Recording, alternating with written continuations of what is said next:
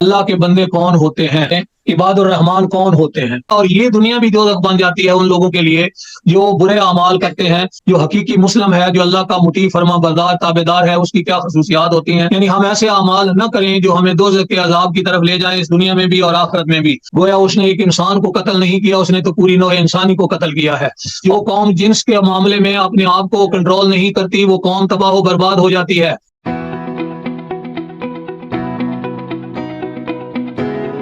بسم اللہ الرحمن الرحیم۔ آپ مجھے اور نذر یاد خان صاحب کو یوٹیوب پر دیکھ رہے ہیں۔ آج ہمارا موضوع ہے اللہ کے بندوں کی جامع صفات۔ اب اس سلسلے میں خان صاحب لیکچر دیں گے۔ اعوذ باللہ من الشیطان الرجیم، بسم اللہ الرحمن الرحیم۔ اللہ تعالیٰ نے، خداوند کریم نے اس کائنات کو اپنے کسی خاص پروگرام کے تحت بنایا۔ اس کے لیے قوانین بنائے، اس کے لیے اصول اور ضابطے بنائے، اور ساری کائنات ان اصول اور ضوابط کے مطابق کار فرما ہے، چل رہی ہے۔ ہر چیز اپنی اپنی تسبیح سے، اپنی اپنی صلاح سے، یعنی اپنے فرائض سے آگاہ ہے اور اس کے مطابق سرگرم عمل ہے۔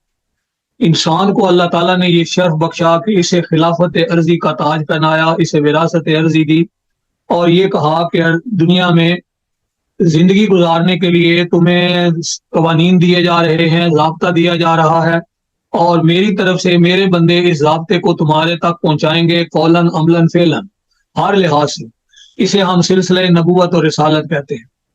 یہ سلسلہ ابتداء انسانیت سے حبوط آدم سے شروع ہوا، اور اس کے بعد نبی اکرم صلی اللہ علیہ وآلہ وسلم پر اختتام پذیر ہوا۔ میرے پیغمبر حضور صلی اللہ علیہ وسلم آخری نبی ہیں، آخری پیغامبر ہیں۔ اللہ کا جو پیغام ہے وہ آپ پر تکمیل پذیر ہوا۔ تمت بکلمات ربک صدقا وعدلا، اللہ تعالیٰ کا کلام اس پر ان پر تمام ہوا۔ جو کچھ اللہ کے نے انسانوں کو کہنا تھا آخری مرتبہ آپ کے ذریعے سے کہہ دیا۔ اب انسانیت کی نجات کس بات میں ہے، فلاح، کامیابی، کامرانی کس بات میں ہے کہ وہ پیغمبر علیہ الصلوۃ والسلام کے پیش کردہ نظام حیات پر، جسے قرآن کریم کہتے ہیں، عمل کریں اور اس کے مطابق زندگی گزاریں۔ اب انسان کو کن خصوصیات کا حامل ہونا چاہیے، یا اسلام کیا چاہتا ہے کہ انسان بنے؟ ایک موٹی سی بات قرآن کریم نے جو ہمیں سکھائی ہے وہ سمجھ لیں کہ اللہ کی صفات کو ہم نے اللہ حد بشریت اپنے اندر پیدا کرنا ہے، جس کو ہم اقبال کے الفاظ میں، علامہ اقبال کے الفاظ میں بندہ مولا صفات کہہ سکتے ہیں، مرد مومن کہہ سکتے ہیں، اللہ کے رنگ میں رنگنا جسے ہم کہہ سکتے ہیں، صبغۃ اللہ ومن احسن من اللہ صبغۃ۔ اللہ کا رنگ اپناؤ، اور اللہ کے رنگ سے بہتر کس کا رنگ ہو سکتا ہے؟ اور یہی سب سے بڑی عبادت ہے۔ کیا ہے اللہ کا رنگ؟ وہ رحمان ہے، رحیم ہے، کریم ہے، شفیق ہے۔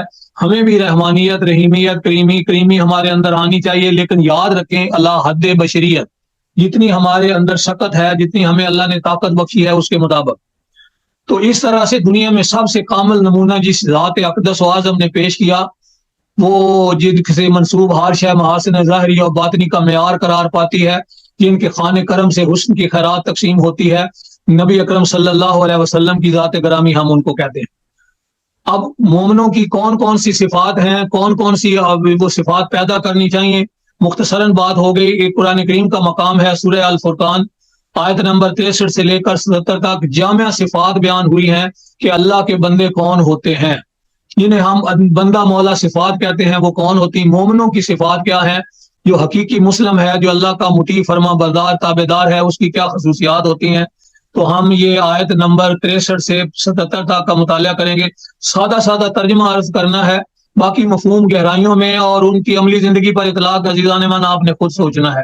سورہ الفرقان آیت نمبر 63 سے 77 تک پہلے ہم تلاوت کی سعادت حاصل کرتے ہیں، اور اس کے بعد اس کا رواں ترجمہ آپ کی خدمت میں پیش کریں گے۔ اعوذ باللہ من الشیطان الرجیم، بسم اللہ الرحمن الرحیم۔ سورہ الفرقان کی آیت 63 ہے۔ وعباد الرحمن الذین یمشون علی الارض ہونا واذا خاطبهم جاہلون قالوا سلاما۔ اگلی آیت ہے والذین یبیتون لربهم سجدا وقیاما والذین یقولون ربنا اصرف عنا عذاب جہنم ان عذابها كان غراما انها ساءت مستقرا ومقاما والذین اذا انفقوا لم يسرفوا ولم يقتروا وكان ذلك بين قواما ولم يقتلوا وكان بين ذلك قواما والذين لا يدعون مع الله إلها آخر ولا يقتلون النفس التي حرم الله إلا بالحق ولا يزنون ومن يفعل ذلك ويلقى أثاما. جی ان آیات کریمہ کا سادہ سادہ مفہوم آپ ذہن میں رکھیں یا سنیں. میں نے آپ کو کتنی بار عرض کیا ہے کہ اپنے سامنے خود قرآن کریم کا کوئی بھی ترجمہ رکھ لیں. عباد الرحمان کون ہوتے ہیں؟ رحمان کے اصلی بندے وہ ہیں جو زمین پر نرم چال چلتے ہیں، عاجزی سے چلتے ہیں، تمکنت، تکبر اور رعونت کے ساتھ نہیں چلتے. یہ نہیں کرتے کہ وہ زمین میں اکڑ کے چلیں. یا زمین پہ صرف اکڑ کے چلنے سے مراد ہے اپنی مال و دولت کا، اپنے عہدے کا، اپنے اختیارات کا، اپنی طاقت کا ناجائز فائدہ نہیں اٹھاتے، بلکہ وہ اسے اللہ کے قانون کے مطابق چلاتے ہیں.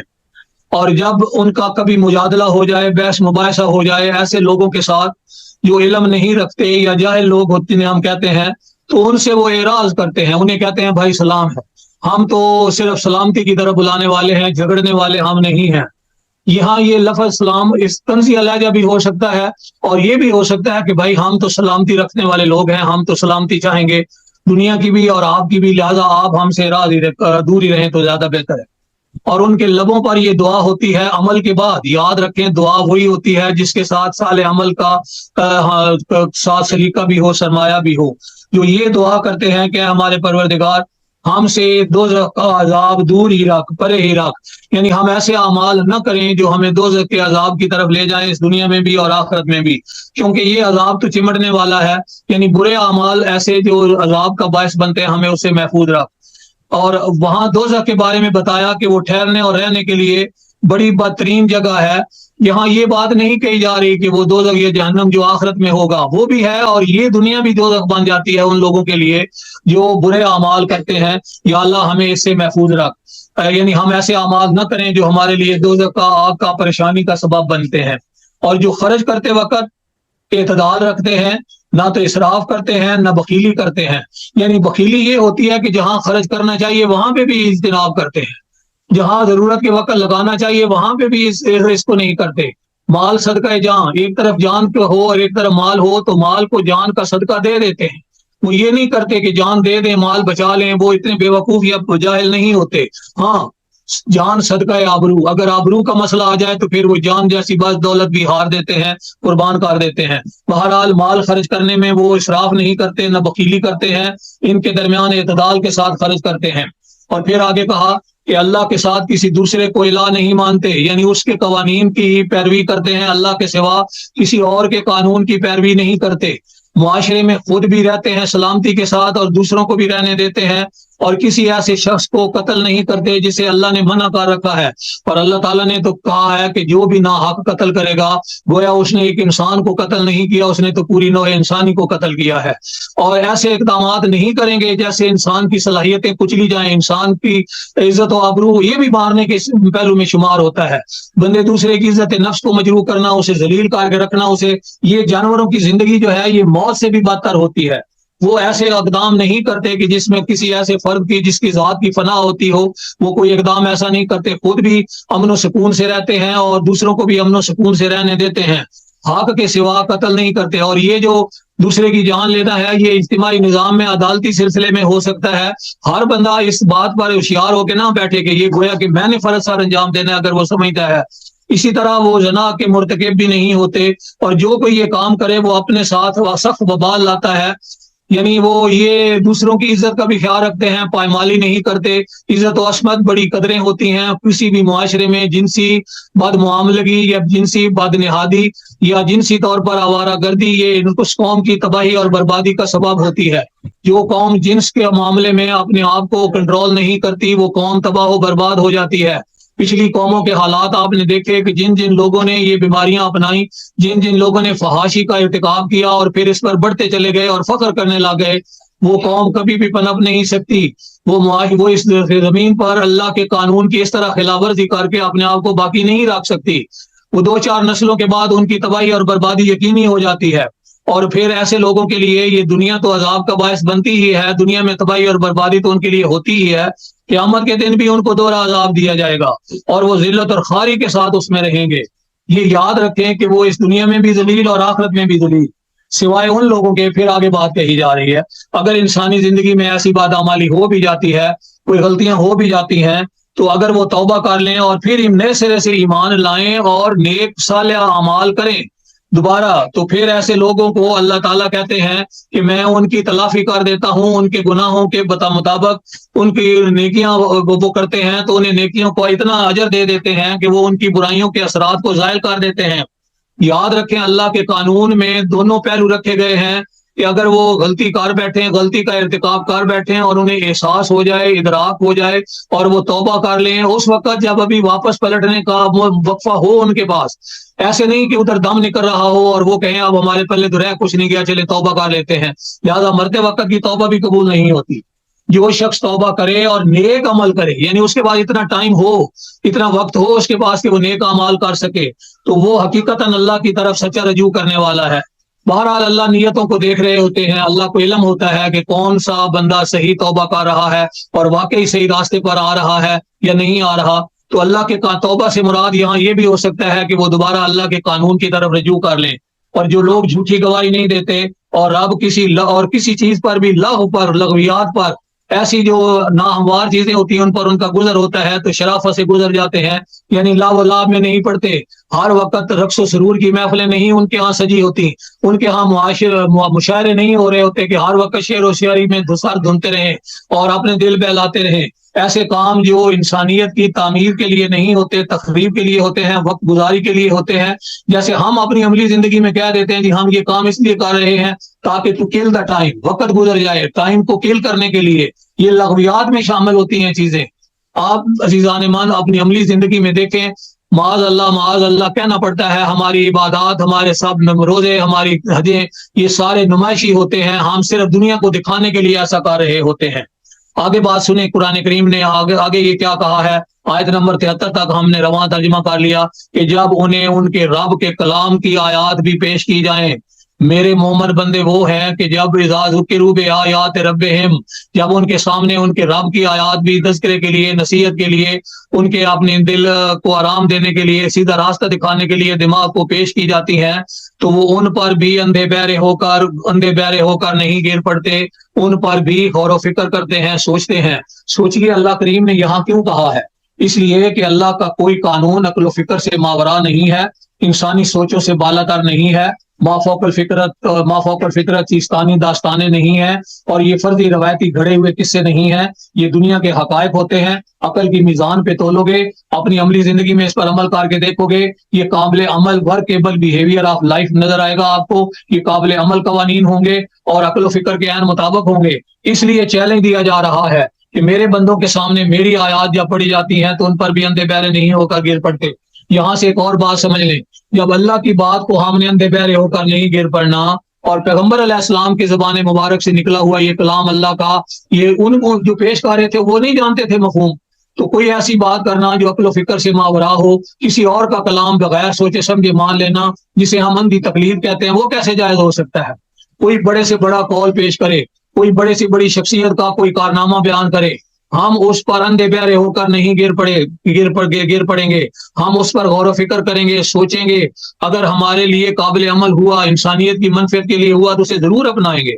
اور پھر آگے کہا کہ وہ یہ دعا کرتے ہیں رب کریم سے کہ اے ہمارے پروردگار، اے ہمارے پالنے والے، اے ہمارے رب، ہم نے اپنی عملی زندگی میں قرآن کریم کو مانا، پیغمبر علیہ السلام کی نبوت اور رسالت کے اس شاندار گواہ کو، قیامت تک گواہی دینے والی کتاب کو مانا، تو ہمیں وہ سیدھا راستہ دکھا، اور ہمیں ہماری اولاد کو بھی، ہماری بیویوں کو بھی آنکھوں کی ٹھنڈک بنا، اور ہمیں پرہیزگاروں کا، متقیوں کا پیشوا بنا۔ یہاں کیا آخر پہ بات کہی جا رہی ہے؟ اپنے آپ کو پیشوائی کے لیے پیش کرنا بھی یہاں پہ جائز نہیں بلکہ ضروری قرار دیا جا رہا ہے۔ اللہ کریم سے وہ دعا مانگ رہے ہیں کہ ہم صرف خود عمل نہ کریں، ہم دوسروں کے لیے عمل کرنے کا ذریعہ بھی بنیں، ہم دوسروں کے پیشوا بھی بنیں۔ آخر پہ کہا ہے کہ جو یہ کام کرے گا، یہی وہ لوگ ہیں جنہیں ان کے صبر کے بدلے، اپنی استقامت کے بدلے، اس قانون پر عمل کرنے کے بدلے جنت ملے گی، اور جہاں انہیں ہر وقت جناب دعا و سلام کی کیفیت وہاں پہ ہوگی، یہ اس میں ہمیشہ رہیں گے، اور یہ بہت بڑی جگہ ہے جو انہیں وہاں پہ عطا کی جائے گی۔ آخر پہ کہا جا رہا ہے کہ میرے پیغمبر آپ یہ باتیں ساری عباد الرحمان کی آپ نے سنی، یہ خصوصیات آپ نے مومنوں کی دیکھی، ان کو آپ نے پیش کر دیا. کہہ دیجئے کہ اگر تمہاری دعا التجا پکارنا نہ ہوتی تو میرا رب تمہاری مطلق پرواہ نہ کرتا. تم تو جھٹلا چکے، اب ان قریب اس کی سزا بھی تمہیں چمٹ جانے والی ہوگی. یہ ہیں عباد الرحمان کی خصوصیات. خلاصتاً میں نمبر وار ان کو پڑھ دیتا ہوں. 13 کے قریب یہ خصوصیات یہاں بیان ہوئی ہیں. پہلے نمبر 1 پہ شرک کی آلودگی کے قریب نہیں جاتے، زمین پر نرم دلی سے چلتے ہیں، نرم چال سے چلتے ہیں، جاہلوں کے منہ نہیں لگتے. اور نمبر 4 یا راتوں کو بھی اللہ کے حضور سجدہ ریز ہوتے ہیں، جہنم سے بچاؤ کی دعائیں بھی مانگ رہے ہوتے ہیں. 6 نمبر پہ انفاق فی سبیل اللہ میں اعتدال رکھتے ہیں، نہ اسراف نہ کنجوسی. نمبر 7 نہ حق قتل و غارت گری بھی نہیں کرتے. نمبر 8 جناب یہ زنا اور دیگر فوائش کے قریب نہیں جاتے. نمبر 9 جھوٹی گواہی نہیں دیتے. نمبر 10 لغویات سے پرہیز کرتے ہیں. نمبر 11 گناہوں پر ندامت محسوس کرتے ہیں، توبہ کرتے اور پھر اعمال صالحہ کرتے ہیں. اور 12 نمبر اللہ کی آیات پر بھی اندھے اور بہرے ہو کر نہیں گر پڑتے. نمبر 13 ازواج اور اولاد کے لیے بھی دعائیں کرتے ہیں. اور آگے ہے 14 نمبر گویا متقین کے امام ہونے کی آرزو کرتے ہیں. ان عقائد اور اعمال کا صلہ جنت اور ان سے انکار یا تکذیب کا انجام جہنم. آئیے ہم سب اس بات کو سمجھیں، عباد الرحمان کی ان خصوصیات کو مانیں، اور اگر ہم یہ سمجھتے ہیں کہ ہماری زندگی اچھی گزری، اللہ کا شکر ادا کریں، اور اگر نہیں گزر رہی تو اب ہم اس پر توبہ کریں اور آرزو کریں متقیوں کا امام بننے کی اور اللہ کے ان خاص بندوں میں شامل ہونے کی. قاری ایسے ہو جائیں کہ قاری نظر آتا ہے، حقیقت میں ہے قرآن، ہر لہجہ ہے مومن کی نئی آن نئی شان، کردار میں گفتار میں اللہ کی برہان جسے ہم کہتے ہیں، اور قہاری و وفاری و قدوسی و جبروت، یہ 4 عناصر ہوں تو بنتا ہے مسلمان. بہرحال بہت ساری اور بھی صفات بیان ہو سکتی تھیں. ہم نے آج جامع آیات کا مطالعہ کیا. آپ تنہائیوں میں خود بیٹھ کے ان سیاق و سباق کے ساتھ ان آیات کا مطالعہ کریں اور یہ صفات اپنے اندر اجاگر کرنے کی، پیدا کرنے کی دعا بھی کریں اور کوشش بھی کریں. ہم بھی ایسے سوچتے ہیں، ہمیں بھی آپ سب کو سننے سنانے والوں کو اس کی کوشش کرنی چاہیے. اللہ آپ کو خیر و عافیت سے رکھے. والسلام. ٹھیک ہے ناظرین، ہم اجازت چاہتے ہیں. السلام علیکم ورحمۃ اللہ وبرکاتہ.